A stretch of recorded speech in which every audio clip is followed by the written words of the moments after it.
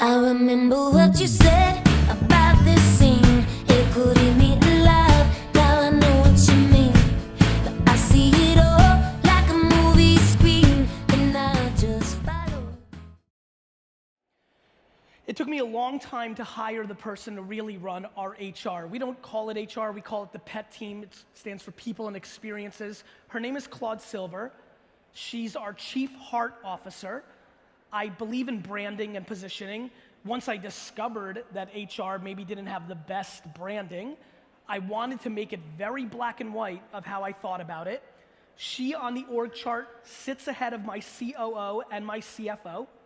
She's the second most important person in my company. She leads with her heart. When there is a debate between emotion, continuity, what's best for the internal vibe versus the CFO, this hurts our P&L, we will not hit our numbers. She wins 99 out of 100 times. Well, good afternoon, Claude. How are you? You're doing great, Leo. Thanks so much.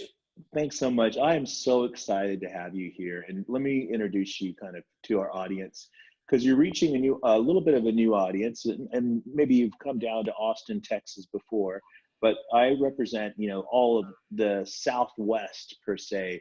And I've tried to get word out amongst the HR community about innovative thinkers, as well as thought leaders within HR itself. Now, I know that we'll get into a little dialogue about you and HR and the kind of the dichotomy between those two things. But I want to introduce you just briefly as the Chief Heart Officer, if my verbiage is correct, for Vayner Media. Those of you that don't know Vayner Media, I've had close tabs on Vayner Media for a while. You guys have grown in what I call the hypergrowth phase. I guess now are you over 800 now? Getting close? We're somewhere between 800 and 900 right now. Oh my gosh. So when I was getting daily V's on Gary's side, you guys were maybe around 300. This is your boss right here, I guess. And I would probably say you're his boss, but this is the Crushing It book by Gary Vaynerchuk. So Gary Vaynerchuk, obviously internet personality, but Vayner Media being the business that I guess is the mechanics of how everything is working behind the scenes. So Chief Heart Officer, that brings up a few things. I want to say one quick quote before we get started and going to give a backstory. I was introduced to you, Claude, from a speech that Gary gave at the HR Tech Conference in 2017. And I'm going to read this quote. I stand up here as somebody that's obsessed with HR, obsessed with people, look at it as a financial offense, because I believe in retention and continuity, which then is a gateway to speed, which is then an advantage when you compete against any other business. What do you think about when you hear that quote from Gary? Well, I think about a few things. One, Gary is obsessed with people, and he is obsessed with high touch, high contact, high touch. And so I love that he said, when he says he's obsessed, he's obsessed. He doesn't just mince his words. That's the first thing. And I'm obsessed with people, so that works out pretty well, and obsessed in growth, with the growth and development. Everything we do here is predicated on speed. Everything we do is for the KPI of speed. And we have, I've written a certain methodology that I believe we embody to get to speed. So I remember hearing about the speech that he gave, and I got a lot of pinging me after that because he got up on such a grand stage and said it. So I'm such a believer in what we're doing here. So what I think about that is like, yeah, sign me up. That's what I would think. Sign me up to that. Yeah, because you were never in HR. You were always in marketing from all the background I've read. and a little bit of psychology and so forth. And I think it's showing. Now, of course, you've transitioned and learned about HR now at this point in your career. I've seen interviews that Google has done with you and all sorts of folks. And I don't want to be redundant on any of those pieces, but there's something that I did want to talk about a little bit.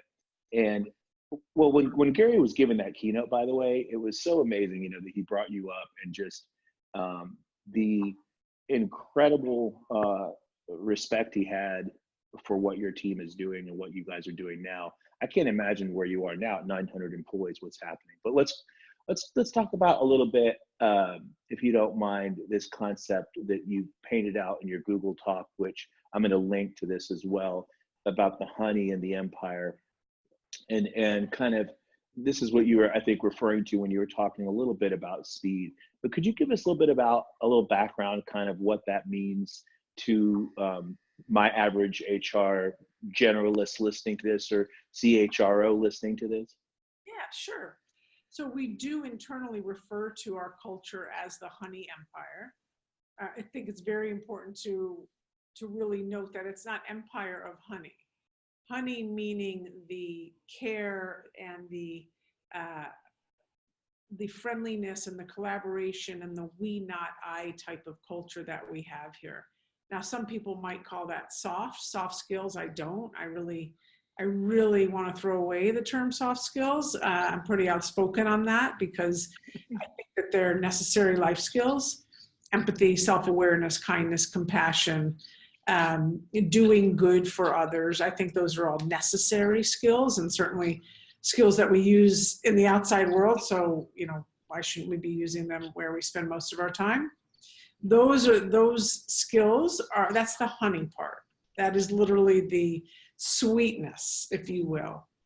The empire are traits such as accountability, grit, longevity, loyalty.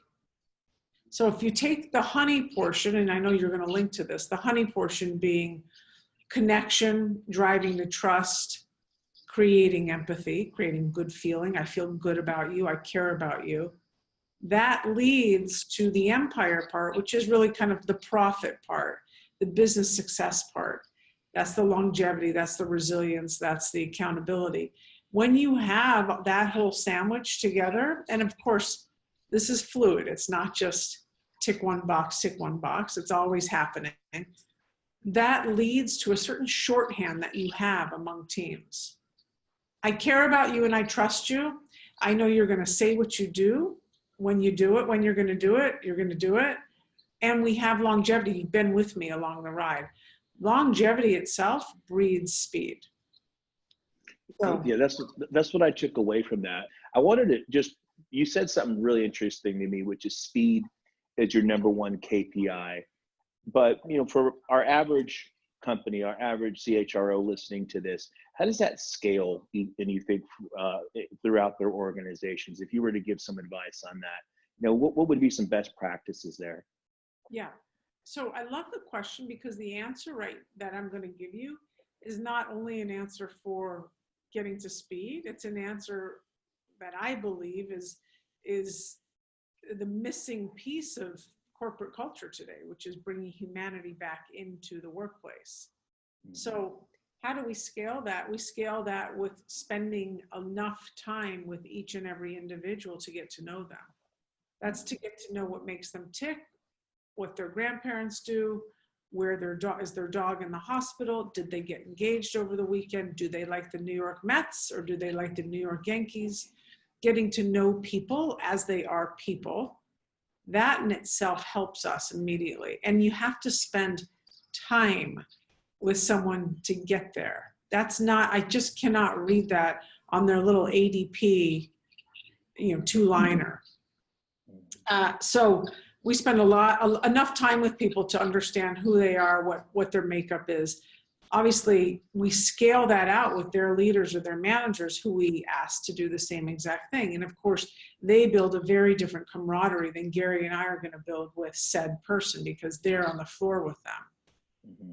So, but these are all, it's very high touch. I mean, I spend my day in constant one-on-ones with people, listening, holding space, seeing and listening where there might be a roadblock that they're experiencing or limiting belief, or listening to them that, you know, maybe they're interested in jumping teams and they don't know how to have that hard conversation with the manager, those types of things. If I do that job well and they leave this room feeling more seen, feeling more present, feeling happier, feeling recognized, I guarantee you they're going to go back to their desk and they are going to sit down. They're going to say, I had a great conversation with Claude. I think you should go in and have that conversation. Or I talked to Gary and man, my mind is blown. I can't believe he just read my mind. Or I talked to someone on Claude's team and you know, they just know how to listen. Those types of things, those are very human skills that I think help scale growth, and they help scale the honey empire.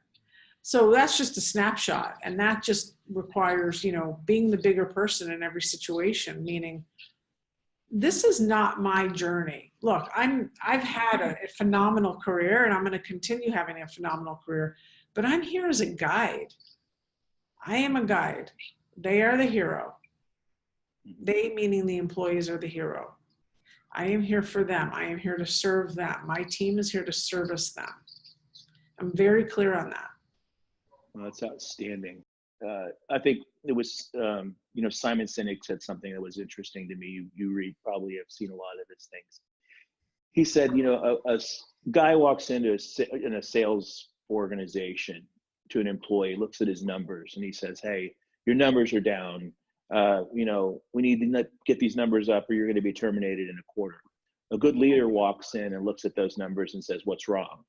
What's happening? What's going on? And speaking back to your empathy piece, what is and this is a question you've had asked, but I'm going to ask again because I want to hear this great answers, is from the difference between a chief human resource officer who wants to maybe transition to being a chief heart officer, because I know that you're coming from a place of, I guess the best way to put it is, I mean, it's almost like love. It's almost like the heart is what you refer to it a lot in a lot of your content that I've watched. So that, you know, the average chief human resource officer, I want to transition myself to a chief heart officer. I want to be that person. You know, what's the difference? Yeah. Okay, so my first question to that person is why? Why? Because it's a killer title? It is. But why?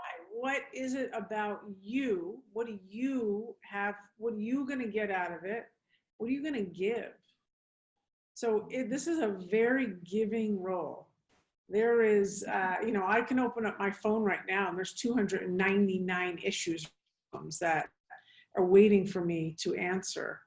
And that's a good thing. That's how I can be effective and I can be helpful and I can connect people to others in this organization so that they can get their problem solved or they can be heard. But what I would really say to that CHRO, and I honor and really appreciate the art and the science of HR, I really, really do. The question is, what is it about you that makes you want to be such a giver? What is it about you that makes you want to be of service? Because I do think that to be chief heart officer, chief happiness officer, chief inspiration, chief culture officer, these names that are coming up right now in society, those are to the most point selfless, very selfless, very much service oriented. I am here for you. I'm not here to be right. And I think when you look at HR was set up to be, you know, very compliance oriented, very black and white. I have an HR team and they can be that. They can investigations like the best of them. They can give you the best information on ADP or payroll or benefits or employment law as the best of them. But when it comes to really taking a human being's heart into account and holding that heart and nurturing that heart and helping that heart get from good to great and great to exceptional, like that takes a removal of yourself. I gotta be good with myself in order to come here every single day and create a place where people belong. They feel like they belong. They feel like they are emotionally and physically safe here. Now, yes, that takes a village. I can't do it on my own. I can't do it on his own. But boy, oh boy, don't think I don't spend enough time with people, walk these halls with people, sit in the kitchen with people, travel to the other offices to touch base with people. So going back to your original question, you know, I said, why does that person want to be of service? That's the first thing. Are they able to check themselves, direct themselves, and move your ego out of the way? Not micromanage, because I cannot micromanage this culture. This is a very organic culture. So what I do instead, and what I would recommend, is not focusing on 99% of stuff that doesn't matter. Don't focus on the faucet, focus on the well. Look at the bigger picture. Are you able to do that? So, you know, I'm passionate about this topic and I go on and on, but I really think the first question I always ask people is that come to me and I want to be a CHO, and I know I'm just like you and all that stuff. And I'm like, I'm sure you are, and that's all great. That's cool. So why, and why aren't you doing it? Or are you doing it and you're just not called a CHO and I got lucky? Yeah, But, exactly. you know, the real thing, Leo, is like, I think that we're in a place right now within the Western world, and those of us that are very fortunate to be in this, the first world, where we have choice. And we have choice not only to be at this job or that job, but we have choice to use our minds and our mouths. And we can speak up. We're at a place in time when there's enough conversation going on around lean in, Me Too, equality of pay, that I feel like the landscape and the paradigm is changing. And we are getting to a place where your voice is heard and your voice is honored.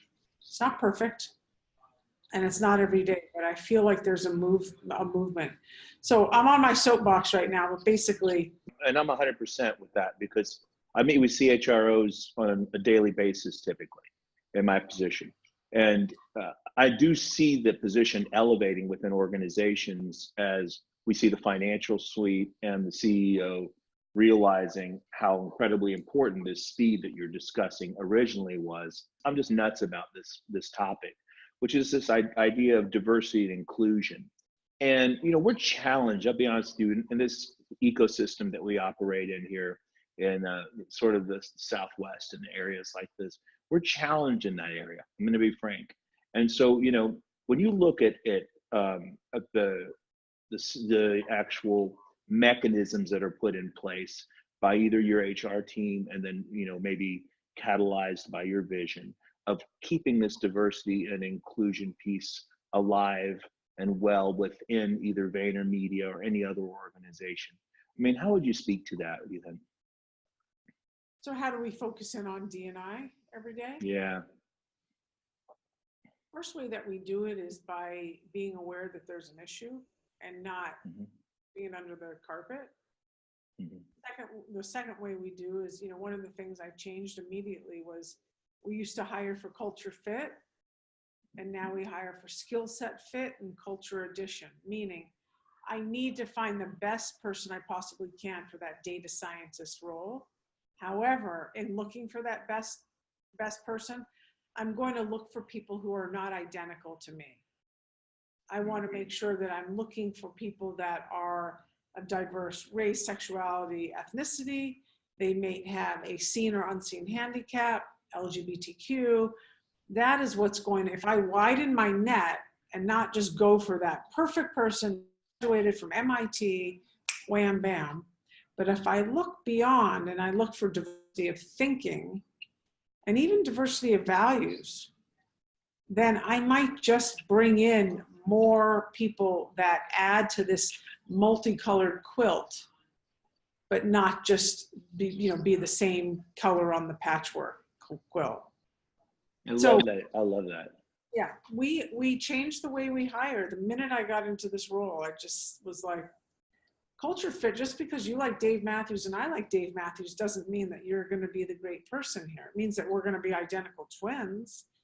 But why do I want to work with my twin? I want to work with someone that's going to push me a bit, challenge me, challenge the organization to get better. So the other thing that we do is we have trained a number of people here, an extensive training to be able to hold and carry what we're calling courageous conversations.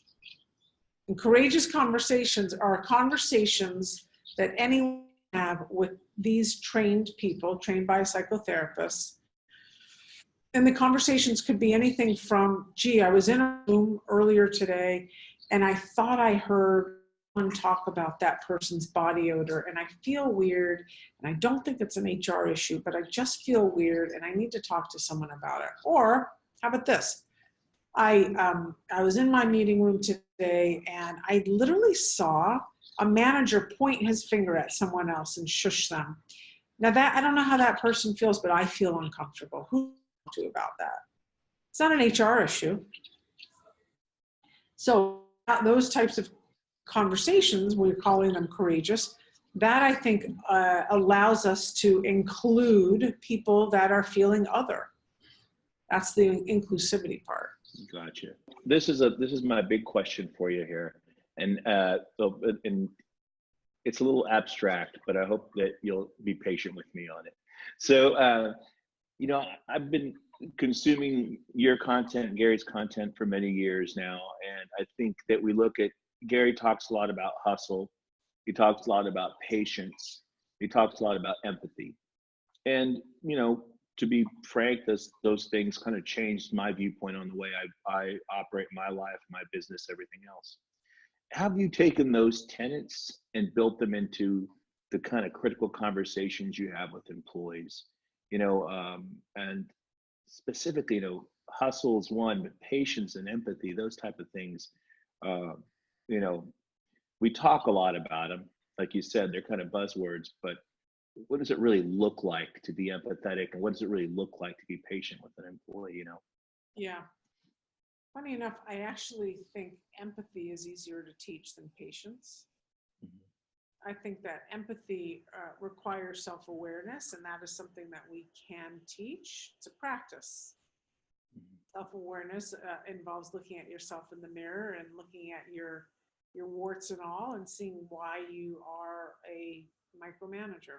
Why do you feel the need to control something? Why do you feel the need that, everything, you want to be seen? You want to be seen as the best of the best by Gary. Like, why?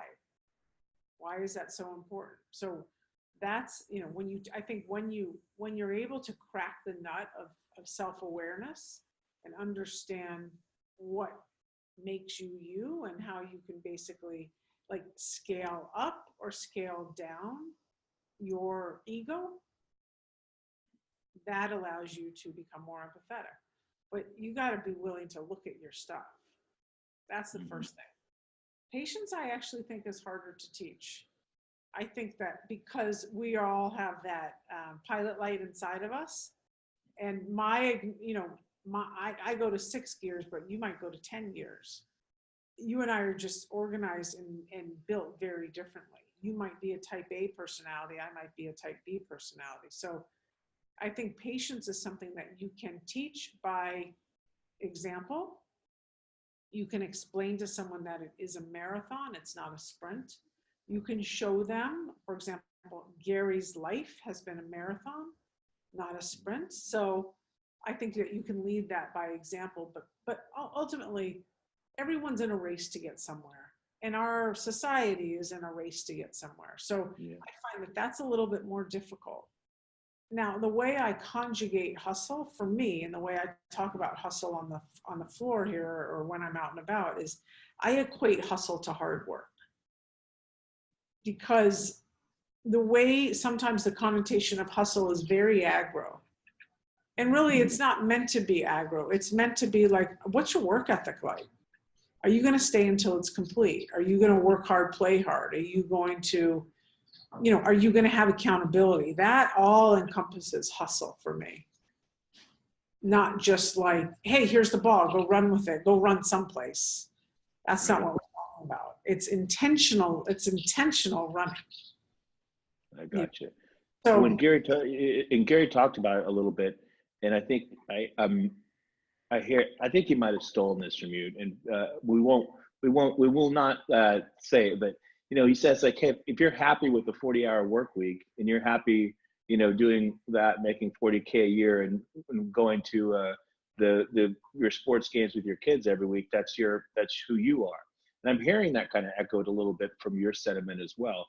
But there's those of us, I'll take myself as an example, who we're just grinders. We like to get after it and maybe put in the 80 hours or whatever it is, 60, 70 hours a week that we need to do for whatever our passion is.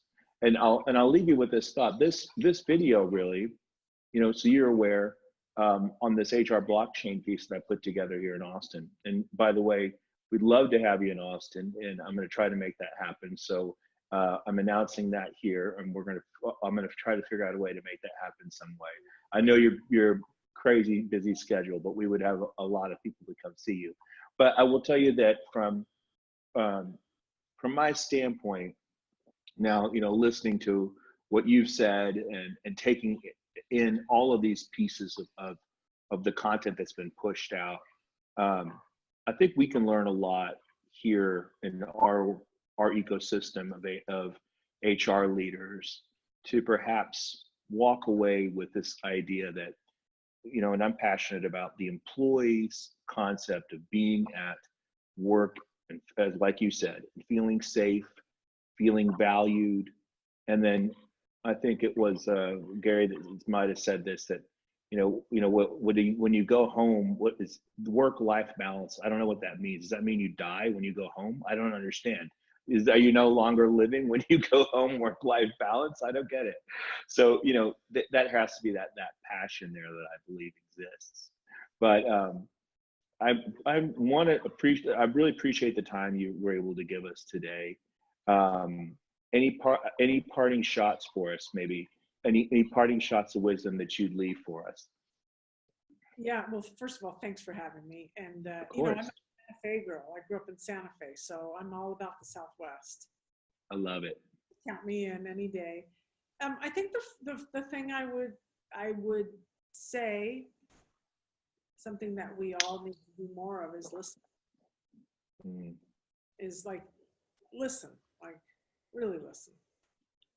Because people will talk if they know that there is a safe container for them to speak into. I love it. And I think that's the safest thing to do. I think there's a lot of organizations that could take from that, and they're probably struggling with that because they're scared to say what they want to say to their boss and the ramifications that could exist from that. So I love that, and I think we'll leave it with that. Claude, I know we've been trying for a while, like maybe a year or so. I am so grateful that you're willing to give of your time. We as a community are grateful for you as a person. I hope that you know that. I hope that you know that your voice is being heard in a lot of places, and it's making a big difference in a lot of people's lives. And I hope that you continue to get after that, because that is it. And congratulations on being a new mother, by the way. I hope that's okay to say. And I'm excited one day to walk into your offices and meet you myself one day. Next time I'm in New York, I'm going to try to find you. If I can, I'd love to. Do it. Leo, thank you very much. Listen, we're friends now. We're bonded. So high five to you. Boom. Absolutely. And thank you so much. And I appreciate you.